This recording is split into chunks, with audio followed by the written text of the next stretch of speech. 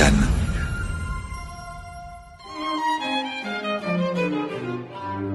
Rapprochez-vous.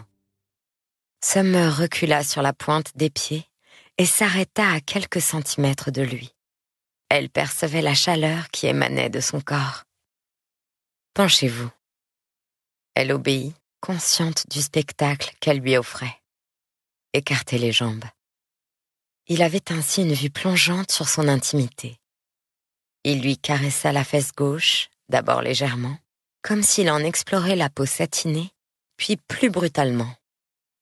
Sa main était brûlante, comme la peau de Summer. Il s'attarda sur les lignes parallèles qui zigzaguaient sur la peau de la jeune femme et explora les îlots épars de marques jaunâtres. Il fit courir lentement son doigt entre ses fesses et elle retint son souffle quand il lui caressa doucement l'anus. Il ne s'arrêta pas en si bon chemin et finit par atteindre sa fente avec une lenteur délibérée. Summer était moite et ne ressentait aucune honte à être ainsi exposée, à la fois physiquement et moralement. Elle trouvait Dominique excitant. Elle aimait sa manière de la toucher, de lui parler. Et alors? Il retira sa main. Pendant une fraction de seconde, ce fut insupportable. Il ne pouvait pas s'interrompre comme ça. Comment pouvait-il être aussi cruel? Avait-elle envie qu'il le soit? Vous aimez ça, n'est-ce pas? Summer resta silencieuse, même si elle brûlait de répondre par l'affirmative. Dites-le, lui murmura-t-il au creux de l'oreille. Oui, capitula-t-elle. Oui, j'aime ça. Dominique recula et se mit à marcher autour d'elle. Il prendrait son temps avec celle-ci. Il la considéra avec attention et remarqua la chaleur qui s'exhalait d'elle. Elle était presque en nage en dépit du froid. Ses paroles semblaient lui faire beaucoup d'effet. Intéressant, songea Dominique. Pourquoi? Reprit-il.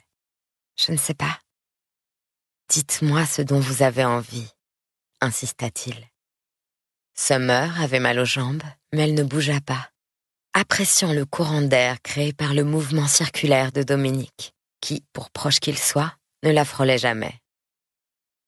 Dites-moi ce dont vous avez envie, Summer, répéta-t-il. J'ai envie que vous me touchiez. Sa réponse avait été un simple murmure, mais elle savait que Dominique avait parfaitement entendu. Attendait-il qu'elle le supplie? Plus fort. Apparemment, oui. À ces mots, elle remua imperceptiblement. C'était une manifestation de son désir, pensa Dominique. Elle allait lui demander de la baiser. Il en était certain. Mais il n'était pas pressé. Il patienta. « Touchez-moi, s'il vous plaît. » Enfin. Il recula, satisfait par le désespoir et l'urgence contenus dans sa voix. « Vous devez d'abord jouer. » Un frisson de frustration la parcourut. Elle se redressa lentement, consciente d'être le jouet de sa manipulation et incapable d'y résister. Elle regagna le halo lumineux et lui fit face. Improvisation sur l'ouverture des Hébrides de Mendelssohn, annonça-t-elle en s'inclinant vers lui. Elle s'agenouilla et, avec autant de grâce que sa tenue d'Ève lui permettait, saisit l'étui à violon qu'elle avait posé sur le sol en arrivant, l'ouvrit et en sortit le bailli. Elle sentait son regard fixé sur son sexe et elle savait qu'en bon voyeur, il espérait apercevoir un peu plus de sa moite intimité. À cette seule pensée, elle ressentit une vague de chaleur qui lui fit oublier le froid de la crypte. La teinte jaune-orangée de l'instrument brillait presque sous la lumière du projecteur qui la baignait. Elle ajusta sa prise sur l'archet et entama le morceau, les yeux clos. Chaque fois qu'elle interprétait cette partition, elle voyait défiler en imagination un paysage scandinave sauvage. Des vagues se brisaient contre un littoral rocailleux et leur écume formait un brouillard qui se découpait contre les ciels plombés. Pour Summer, chaque morceau possédait son propre paysage et l'y transportait quand elle l'interprétait. Elle savait que la grotte écossaise qui avait inspiré Mendelssohn pour la composition de cette ouverture était fréquemment associée à la chaussée des géants en Irlande, mais elle n'avait visité ni l'une ni l'autre. Parfois, l'imagination suffisait. Son souffle s'apaisa et elle se détendit. Le temps s'arrêta. Malgré sa cécité volontaire et la protection hypnotique de la musique, elle sentait la présence de Dominique, son silence assourdissant et sa respiration imperceptible. Elle savait qu'il ne se contentait pas de l'écouter. Elle percevait son regard errer sur elle, avide comme un explorateur qui veut cartographier la terre étrangère qu'il vient de découvrir. Elle avait l'impression d'être épinglée comme un papillon dans la vitrine du collectionneur. Dominique appréciait la vulnérabilité de son corps et le cadeau de sa nudité. Avec un art accompli de la mise en scène, Summer parvint à la fin de son interprétation d'un mouvement superflu du poignet. Il y eut un bref écho, comme la dernière note résonnait sur les parois épaisses de la crypte, puis le silence s'installa, si profond qu'elle crut un instant que Dominique était parti. Elle ouvrit les yeux et découvrit qu'il n'avait pas bougé d'un pouce. Il souriait de plaisir.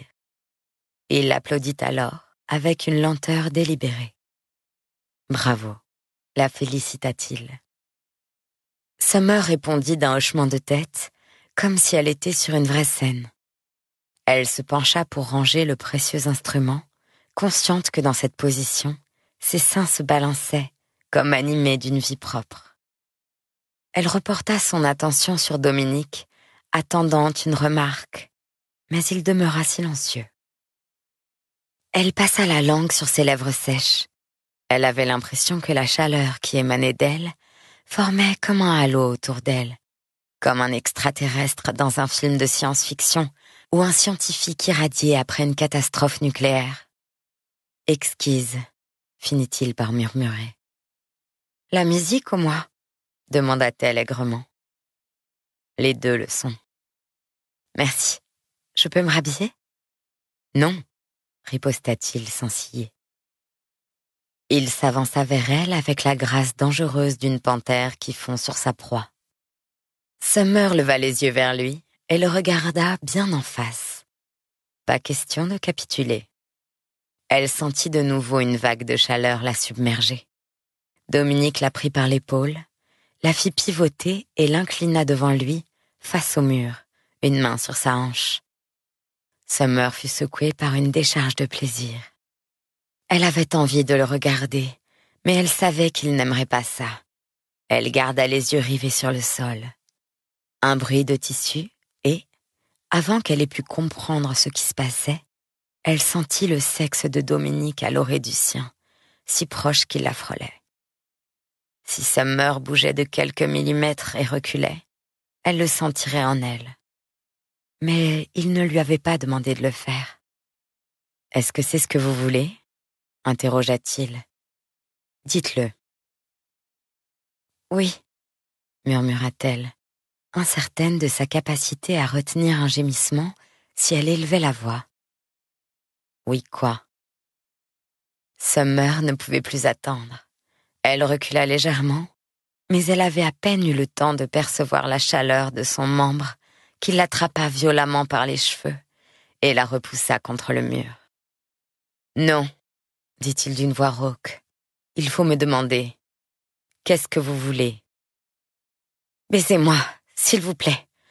Je veux que vous me baisiez. » Il la saisit à nouveau par les cheveux, cette fois-ci pour la rapprocher de lui, et la pénétra d'un mouvement fluide.